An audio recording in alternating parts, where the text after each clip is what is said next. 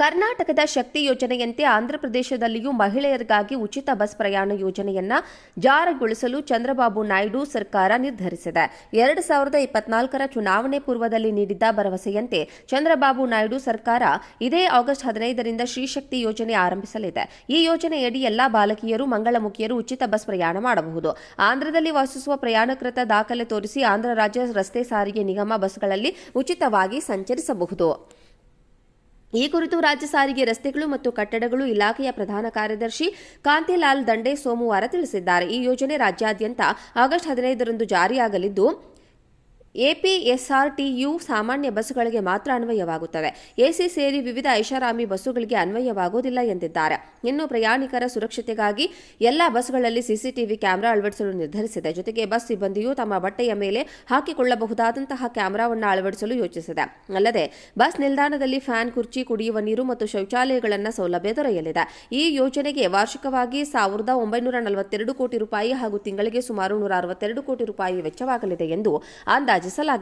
ಈ ಮೂಲಕ ಶಿಕ್ಷಣ, ಉದ್ಯೋಗ ಮತ್ತು ಮಹಿಳೆಯರನ್ನ ಸಬಲೀಕರಣಗೊಳಿಸುವ ಗುರಿಯನ್ನ ಸರ್ಕಾರ ಕರ್ನಾಟಕದ ಶಕ್ತಿ ಯೋಜನೆಯಂತೆ ಆಂಧ್ರಪ್ರದೇಶದಲ್ಲಿಯೂ ಮಹಿಳೆಯರಿಗಾಗಿ ಉಚಿತ ಬಸ್ ಪ್ರಯಾಣ ಯೋಜನೆಯನ್ನ ಜಾರಿಗೊಳಿಸಲು ಚಂದ್ರಬಾಬು ನಾಯ್ಡು ಸರ್ಕಾರ ನಿರ್ಧರಿಸಿದೆ.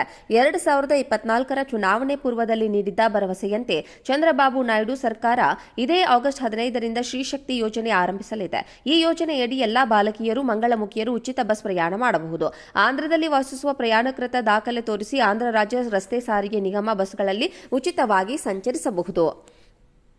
ಈ ಕುರಿತು ರಾಜ್ಯ ಸಾರಿಗೆ, ರಸ್ತೆಗಳು ಮತ್ತು ಕಟ್ಟಡಗಳು ಇಲಾಖೆಯ ಪ್ರಧಾನ ಕಾರ್ಯದರ್ಶಿ ಕಾಂತಿಲಾಲ್ ದಂಡೆ ಸೋಮವಾರ ತಿಳಿಸಿದ್ದಾರೆ. ಈ ಯೋಜನೆ ರಾಜ್ಯಾದ್ಯಂತ ಆಗಸ್ಟ್ 15ರಂದು ಜಾರಿಯಾಗಲಿದ್ದು, ಎಪಿಎಸ್ಆರ್ಟಿಯು ಸಾಮಾನ್ಯ ಬಸ್ಸುಗಳಿಗೆ ಮಾತ್ರ ಅನ್ವಯವಾಗುತ್ತದೆ.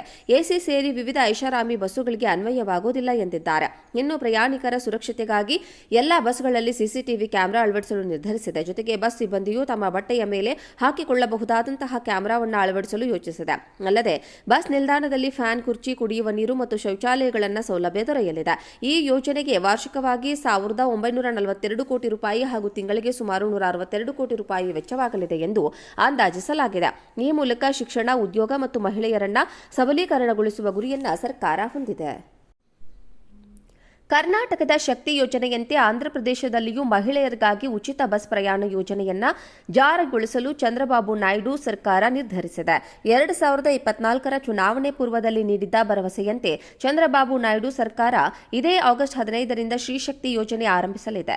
ಈ ಯೋಜನೆಯಡಿ ಎಲ್ಲಾ ಬಾಲಕಿಯರು, ಮಂಗಳಮುಖಿಯರು ಉಚಿತ ಬಸ್ ಪ್ರಯಾಣ ಮಾಡಬಹುದು. ಆಂಧ್ರದಲ್ಲಿ ವಾಸಿಸುವ ಪ್ರಯಾಣಿಕರ ದಾಖಲೆ ತೋರಿಸಿ ಆಂಧ್ರ ರಾಜ್ಯ ರಸ್ತೆ ಸಾರಿಗೆ ನಿಗಮ ಬಸ್ಗಳಲ್ಲಿ ಉಚಿತವಾಗಿ ಸಂಚರಿಸಬಹುದು.